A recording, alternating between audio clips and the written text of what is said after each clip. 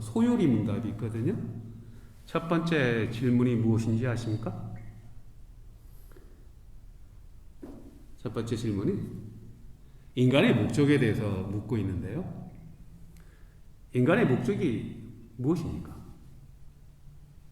인간의 목적은요, 하나님을 영화롭게 하며 영원토록 하나님으로 인하여 기뻐하는 삶이라고 고백하고 있습니다. 하나님을 영화롭게 하나님으로 인하여 영원토록 기뻐하는 삶이 인간의 목적이라는 것입니다. 하나님이 우리를 그렇게 창조하셨어요. 창세기 1장 27절에 보면은 하나님이 우리를 창조하셨는데요. 어떻게 창조하셨습니까? 하나님이 그의 형상대로 지으셨다고 기록하고 있습니다. 그래서 우리는요, 하나님의 영광을 감사하고 하나님으로 영원히 기뻐하고 만족하는 그렇게 지음을 받았어요. 그런데 우리의 시조 아담이 하나님을 거슬러서 하나님이 거슬름으로써 범죄함으로 죄가 들어오고 우리 스스로가 하나님이 되고자 하는 죄인된 삶을 사는 것입니다. 그래서요, 인간 스스로가 주인이 되고 하나님이 되고자 하는 DNA가 오염되었기 때문에 하나님을 모르는 사람들은요, 세상에서 만족을 위해서 이것저것 다 해요. 별것을 다 합니다. 그런데 결국 만족하지 못하거든요. 여러분, 돈을 많이 벌면 돈이 나를 만족하게 될 것 같은데 그렇지 않아요.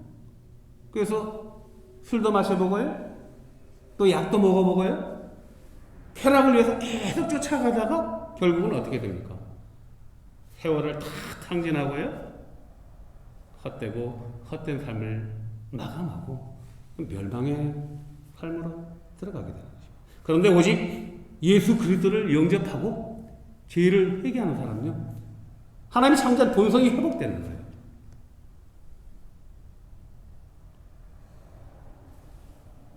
본성이 회복되려면 하나님이 주시는 하나님의 인식으로부터 시작이 되는데, 하나님은 우리들에게 자연을 두 가지 방법을 통해서 하나님을 나타내셨어요. 첫째는 하나님이 창조한 자연 세계를 통해서, 그걸 자연 계시라고 해요. 일반 계시라고도 하고. 근데 그것으로는 하나님을 온전히 인식할 수가 없습니다. 그림자만 볼 뿐. 두 번째, 특별한 계시를 주셨어요. 그 특별한 계시가 뭐냐? 나타나신 계시, 오신 계시, 보여주신 계시, 계시가 드러내다는 거거든요. 오신 계시, 예수 그리스도. 그리고 기록되어진 하나님의 말씀. 그리고 세 번째, 선포되어진 하나님의 말씀. 이것이 특별 계신 것이죠. 2021년을 시작하면서 하나님을 아는 지식이 더해져가는 우리들의 삶이 되기를 원하면서요, 오늘 예수님이 성전으로 들어가셨거든요. 성전에서 하신 일을, 성전에서 하시는 말씀을 통해서 2021년을 살아가는 우리들이 어떻게 행하였든지를 살펴보는 귀한 시간 되시기를 먼저 기도로 시작하겠습니다. 아버지 하나님, 오늘 말씀 가운데서 하나님을 알아갈 수 있는 특별한 은혜를 체험하는 시간 되게 하여 주시고, 우리들이 하나님을 영화롭게, 하나님을 영원토록 기뻐하는 그러한 하나님의 자녀되는 삶으로 인도하여 주옵소서. 예수님의 이름으로 기도합니다. 예수님, 예루살렘 성읍을 지나면서 군중들이 이제 환영을 받고, 또 어떤 바리새인들은 그 환영을 제어하기도 하고 이렇게 해서 성전에 들어가셨습니다. 예수님이 성전에 딱 들어가셨는데 어떤 일이 벌어졌습니까? 오늘 본문에 보면 성전에 장사하는 사람들이, 그리고 물건을 사려고 하는 사람들로 인상인해를 이루는 거예요. 어떻게 거룩한 성전이 시장터가 되었을까요? 만약에 우리가 주일 예배를 하러 왔는데 예배당 로비에 사람들이 많습니다. 상인들이 모여있고요. 물건을 사는 사람들로 가득하다면 어떤 마음이 들까요? 이스라엘이 바벨론에게 멸망당한 게 언제입니까? 주전 600년 전에 바벨론에서 멸망당했지 않습니까? 그리고 600년 동안을 식민지 생활을 하고 있는 거예요. 바벨론, 그 다음에 바사 제국, 그 예를 들어서 헬라 제국, 그리고 나서 로마 제국에서 지금 식민지 통치를 받고 있잖아요. 그런데 제국이 유대의 종교 지도자들을 이용하는 것입니다. 저들에게 종교 기득권을 부여하고요, 저들 정치적으로 이용하는 거예요. 우리나라도 일제 36년에 그 식민지의 그 아픈 상처가 있지 않습니까? 종교 지도자들을 기득권을 주면서 정치적 이용하였던 것이죠. 원래 유대의 성전의 기능이 어떤 기능입니까? 천년 전에 솔로몬 왕 때 성전이 지어졌지 않습니까? 성전의 기능은요, 제사를 지내는 거예요. 또 제사가 무슨 제사입니까? 우리의 죄를 대속하는 속죄제를 지내는 거예요. 유대인들은요, 1년에 의무적으로 3번 성인이 되면은 성전을 찾아서 경배를 해야 돼요. 그런데 먼 거리에서 오는 사람들도 있잖아요. 이방 나라에서 오는 사람들도 있고, 그러다 보니까 형편에 따라서 소나 양이나 염소나, 또 형편이 부족한 사람들은 비둘기를 가지고 와서 희생제물을 드립니다. 그러면은 잡으면은 제사장이 피를 제단에 뿌리고 태워서 번제를 드리는 것인데, 멀리서 오니까 번거롭잖아요. 점차 예루살렘 성읍에서 가축들을 사기 시작했어요. 그런데 식민지 통치를 하면서 이 종교인들이, 종교 지도자들이 로마 정권과 결탁해서 속죄제물을 파는 것을 성전의 뜰까지 가져온 거예요. 이방인 뜰에서 제물을 파는 거예요. 심지어 한 걸음 더 나아가서 이 당시에는 성전 안에 파는 그 허용된 상인들이 파는 짐승, 가축이 아니면은 제사장들이 제물로 받지를 않는 것입니다. 그러니까 그 값이 얼마나 폭등하겠습니까? 그리고 1년에 한 번씩 성전세를 내야 되는데, 당시에 이스라엘은 식민지 통치를 받으면서 여러 나라의 식민지 통치를 받았잖아요. 많은 화폐들이 통용이 됐어요. 그런데 종교 지도자들은 거룩한 유대인들의 화폐만 받아야 된다 해가지고 환전상이 등장한 것입니다. 예수님이 성전에 들어가시니까 온통 장사하는 사람들과 그 가축들로 아우성인 거예요. 타락한 인간들의 욕심과 편리를 추구하는 신앙인들이 하나님의 거룩한 성전을 부패한 시장터로 만들어 버린 것입니다. 예수님 성전에 들어가서 그 광경을 보시고 어떻게 하셨습니까? 성전을 깨끗하게 하셨죠? 요한복음 2장을 보면은요, 요한복음에서는 2장에서부터 예수님이 성전에 들어가서 성전 정화운동하는 게 나오거든요. 노끈도 채찍을 만들어서 시장 상인들을 내쳤고 환전 상들을 다 엎으셨다고 이렇게 기록이 되어 있어요. 2000년의 교회의 역사를 보면서 성전이 예수님이 오시면서 예수님이 십자가에서 대속의 사건을 완성하시면서 성전의 기능은 끝났습니다. 그러면서 주님의 몸된 교회가 시작했잖아요. 이 2000년 동안의 교회 역사를 보면 오늘 본문에 나오는 부패한 성전의 모습들을 우리가 답습하는 모습들을 비일비재하게 역사를 통해서 보아왔고 지금도 보고 있습니다. 중세 때는요, 예루살렘이 이슬람, 모슬렘에게 점령당했잖아요. 교황 우르반 2세가 성지를 탈환하자 그래서 십자군을 갖다가 모집했자 모병을 했잖아요. 군인들을 갖다가 모병하려면 막대한 재원이 필요하지 않습니까? 얼마나 먼 거리입니까? 예루살렘을 탈환하려면. 그래서 아이디어를 낸 거예요. 면죄부라고 소위 말하는. 면죄부가 무엇입니까? 우리가 죽으면은 천국과 지옥으로 가요. 그런데 처음에 대기장소로 간답니다. 그것이 연옥이라는 거예요. 연옥에 가 있는데 기도를 많이 하면 거기서 조상을 위해서 돌아가신 아버지, 어머니, 조상들을 위해서 기도를 많이 하면은 연옥에서 지옥으로 안 가고 천국으로 갈 수 있다. 그런데 면죄부를 만들어서, 면죄부는 뭐냐?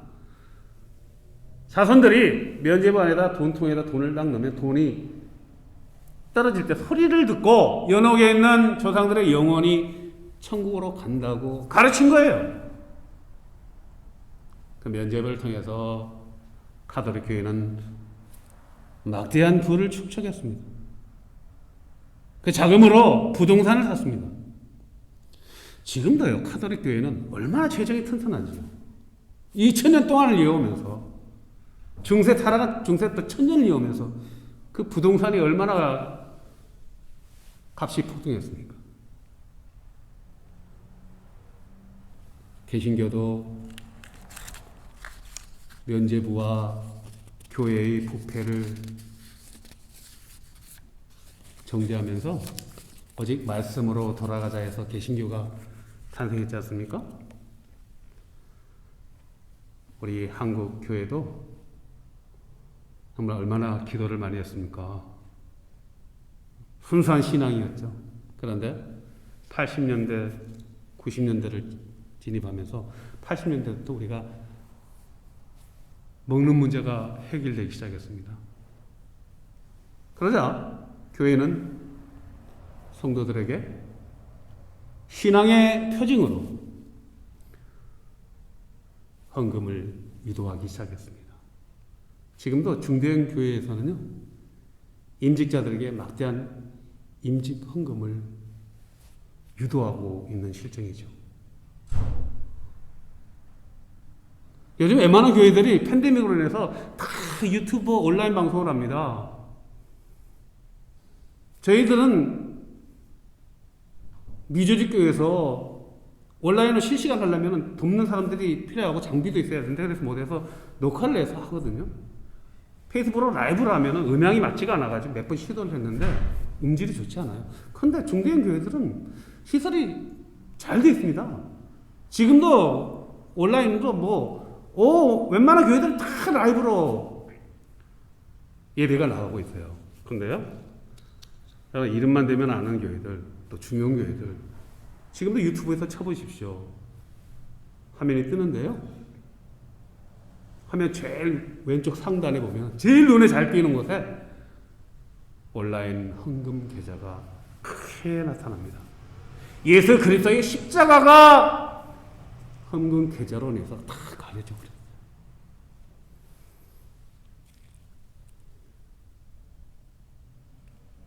교회에 물질이 쌓이면은요, 반드시 부패하게 돼 있습니다. 타락하게 돼 있습니다. 사도 바울이 디모데전서 6장 10절에서 이렇게 경고하잖아요. 돈을 사랑함이 일만 악의 뿌리가 되나니 이것을 탐내는 자들은 어떻게 해요? 미혹을 받아서 유혹을 받는다는 거예요. 유혹을 받아서 믿음에서 떠나 근심으로 자기를 찔렀다다. 돈을 사랑하면요, 돈이 모든 것을 다 해결해 줄 것 같은데 근심이 들어와가지고 수만 가지 근심이 들어왔어요. 자신을 찌른다는 거예요. 그러면서 11절 12절에서 이렇게 크리스천들에게 격려하는 거예요. 오직 너 하나님의 사람아, 이것들을 피하고, 이것들을 피하는 건 뭐예요? 돈을 사랑함을 피하고 의와 경건과 믿음과 사랑과 인내와 온유를 쫓으며 믿음의 선한 싸움을 싸우라. 믿음의 선한 싸움을 싸우라고 말합니다. 한번 예수님 믿으면 끝나는 것이 아니라 믿음의 선한 싸움을 싸워나가야 된다는 거예요. 무엇으로요? 의는 예수 그리스도가 의지 않습니까? 하나님의 의잖아요. 당연한 거고.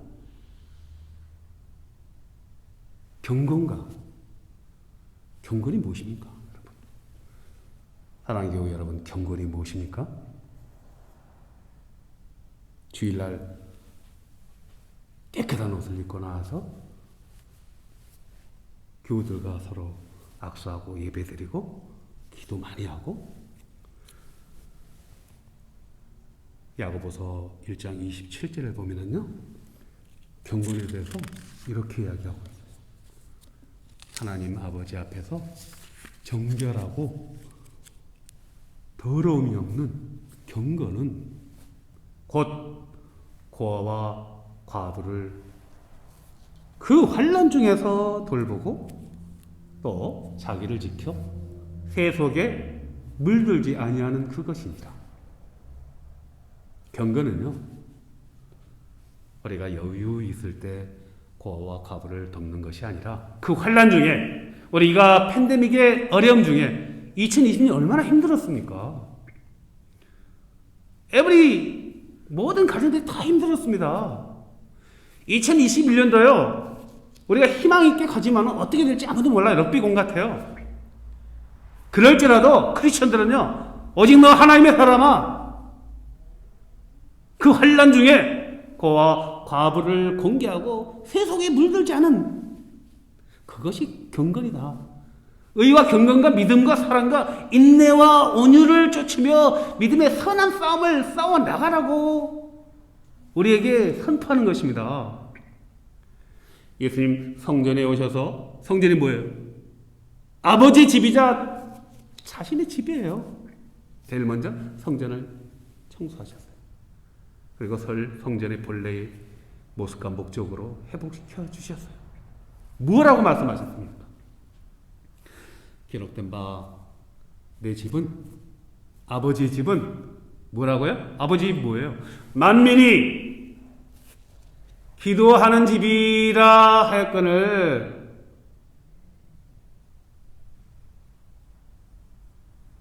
예배당은요, 만민이, 모든 사람이 남녀노소 할 것 없이, 어린아이 어른 할 것 없이 모여서 기도하는 집이라 하셨거늘 너희는 강도의 소굴을 만들었다. 누가 강도입니까? 상인들이 강도입니까? 사는 사람이 있으니까 상인들이 올 거 아닙니까? 종교 지도자들이 상인들을 끌어당겼습니다. 신앙인들이 상인들을 끌어당겼습니다.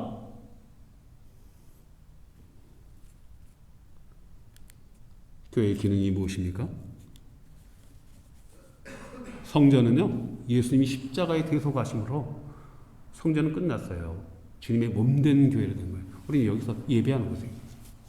예배의 초상은요, 기도하는 곳입니다. 주일에 한 번 모여서 예배하는 것이 완성되는 것이 아니고요. Every day, every time 모여서 하나님께 기도하는 곳입니다. 사도행전을 보면은 모여서 기도할 때,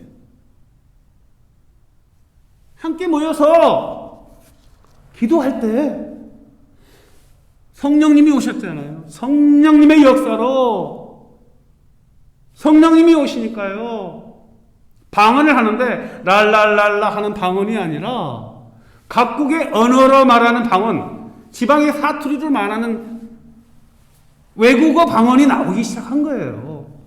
그러시면서 성령이 역사하시니까 배우지 못한 베드로가 갈릴리 그 낙후된 도시 그 갈릴리 호수에서 어부였지 않습니까? 베드로가 담대하게 성령님이 오시니까 예수님이 하신 말씀이 다 리마인딩 생각이 나는 거예요. 그래서 담대하게 선포하는 거예요. 저는 그리스도시요 살아계시는 하나님의 아들입니다. 주 예수를 믿어야 됩니다. 영접하는 자 예수 그리스도의 이름을 믿는 자에게는 하나님의 자녀가 되는 권세를 주셨습니다.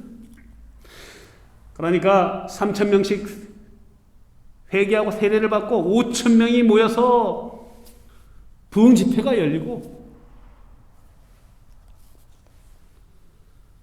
사랑교회 여러분, 모여서 기도하지 않고는 교회가 성장할 수가 없습니다. 언제까지 우리 교회는 저 혼자 기도하는 교회가 되어야 할까요? 우리 멀리서 오시니까 어려운 점이 많이 있죠, 현실적으로. 그러나 우리는요, 줌으로 기도할 수 있고요, 각자의 처소에서 합심으로 기도할 수 있고요. 제가 여기서 줌을 통해서 요즘 이제 석기도를 다시 가지만은 지난 여름에는 줌으로 성교도 멤버들과 화상으로 기도회를 가졌습니다. 주일날 일찍 오셔서 기도로 예배를 준비하는 저와 여러분의 복된 삶이 되시기를 축복합니다. 그리고 두 번째, 예수님 성전에 오셔서 무엇을 해야 돼요? 만민이 기도하는 집이라 하시면서 성전에서, 오늘 본문에 보면 성전에서 매일매일 에브리데이 가르치셨다고 말합니다. 무엇을 가르치셨을까요? 세상 이야기를 가르치셨을까요? 세상의 지혜를, 세속적인 걸 가르치셨을까요? 누가복음 2장에 보면은요, 소년 예수 스토리가 나옵니다. 예수님 12살이 됐을 때 아버지 요셉과 어머니 마리아를 따라서 유대인들 성인들 되면은 1년에 3번 명절 때 예루살렘 성전을 찾아야 돼요. 의무적으로. 처음으로 성전을 갔어요. 사람들이 얼마나 많이 왔겠습니까? 명절 때마다 팔 디딜 틈이 없죠. 돌아가다가 그만 소년 예수를 잃어버린 사건이 나오죠. 여자들이 먼저 가요. 그리고 나서 남편이 뒤를 따르는데 또 가보니까 직결지에 보니까 예수가 없는 거예요. 다시 돌아갔는데 3일 걸렸어요. 사흘 돌아가서 예루살렘을 찾다가 성전에 들어가 보니까 예수님이 거기 있잖아요. 무엇을 하고 계셨어요? 가르치는 서기관들과 랍비들과 말씀을 듣고 또 질문도 하셨다고 기록하고 있습니다. 예수님이 말씀을 듣고 어린 예수가 또 질문도 하고, 이제 성인이 된 예수님이 사역의 종착역을 향해서 성전을 오셨어요. 말씀을 가르치셨어요. 율법 말씀이죠. 가르치시고 율법의 완성자로서 율법의 목적을 가르치신 거예요.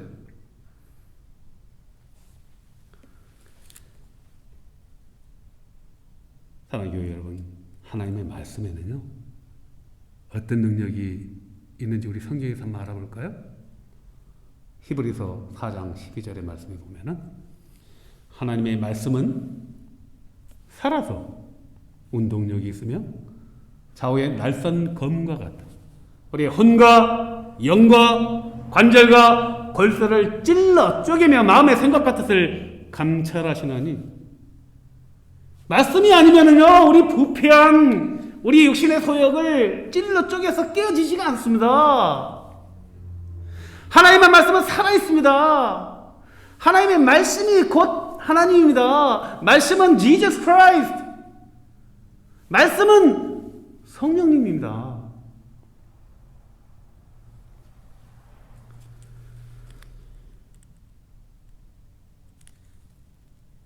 성전에서 기도하면서 말씀을 가르치실 때 나타나는 현상이, 반드시 나타나는 현상이 있습니다. 오늘 본문에서 예수를 대적하는 대적자들이 뭐라고요? 예수님을 죽이고자 모의하였다라고 기록하고 있습니다. 여러분, 기도하고요, 말씀 공부를 시작하면요, 반드시 공격하는 세력이 나타납니다. 무슨 일이 벌어집니다. 세상에 바쁜 일들이 막 생겨요. 그래가지고 요거 끝나고 다음에 하려면은 1년이 금방 가버려요. 해보세요. 많이 경험합니다. 분명히 무슨 일이 생깁니다. 근데 알고 보면은 꾹 참고 말씀을 공부했어야 되는데 지나고 보면 아무것도 아닌데 분명히 급한 일들이 막 생겨요. 원수 마귀가 공격하는 것이죠. 예수님이 마태복음 4장에 보면은 세례 요한에게 세례 받으시고 광야로 나가서 40일 동안 금식하시면서 기도하셨잖아요. 그때 사단 마귀가 나타나서 무엇합니까? 유혹하잖아요. 공격하잖아요. 방해하잖아요. 금식하는 분에게 제일 괴로운 게 뭐예요? 먹는 문제로 공격하잖아요. 돌을 떡이 되게 해. 너 하나님의 아들이잖아. 성전에서 나에게 절해. 지극히 높은 곳으로 가서 천하만국을 보여주면서 나에게 절해. 그러면 내가 모든 이 세상의 권세를 다 줄게. 성전 높은 데 뛰어내려. 천사가 너를 받들 거야. 뭐라고 어떻게 예수님 대응하셨어요? 사람이 떡으로만 살 것이 아니고 하나님이 주신 말씀으로 살 것이라. 신명기 8장 13절. 내 여호와 하나님을 시험하지 말라. 신명기 6장 16절. 내 하나님만 경배하라. 신명기 6장 13절. 하나님의 말씀으로 물리치셨어요. 여러분 말씀으로 나갈 때요. 여러분을 공격하는 유혹과 근심과 걱정과 환난이 어찌할 바를 모른다는 것입니다.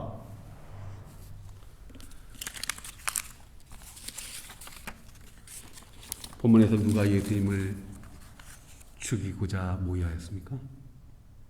대제사장, 종교 지도자들, 그리고 서기관들이 뭐예요? 율법학자들이라고 합니다. 세상으로 말하면 법률가들이에요. 얼마나 논리적입니까? 그리고 정치 지도자들, 리더들이 예수님을 죽이고자 모여하였습니다. 헤롯과 빌라도가요, 정치적으로 앙숙이에요. 빌라도는 로마 제국의 총독이잖아요. 헤롯은 뭐예요?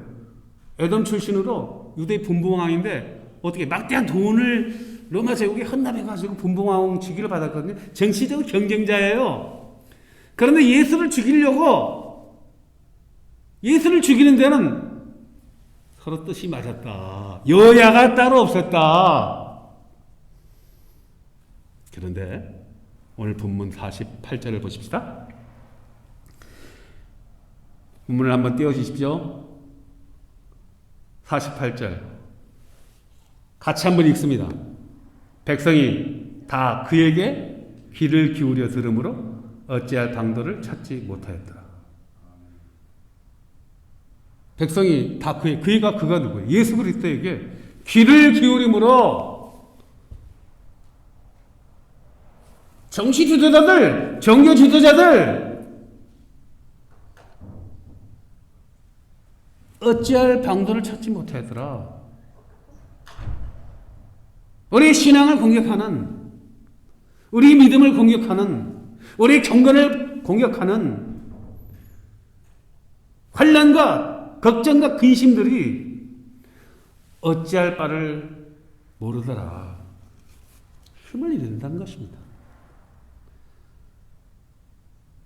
교회 여러분, 2021년도 신축년 새해가 밝아왔습니다. 올해가요, 우리가 소망을 갖지만 어떻게 될지 아무도 몰라요. 그러나 크리스천은요, 환란이 오더라도요, 말씀과 기도로 나갈 때 그 환란이, 염려가, 걱정, 근심이 우리가 짬을 잃을지도 몰라요. 그리할지라도 말씀과 기도로 나갈 때 어찌할 바를 모르더라. 사단 마귀가 떠나가고 천사가 예수님을 시정 준 것처럼 하나님의 말씀과 기도로 승리하는 저와 여러분이 되시기를 나사렛 예수의 이름으로 축복합니다. 기도하겠습니다.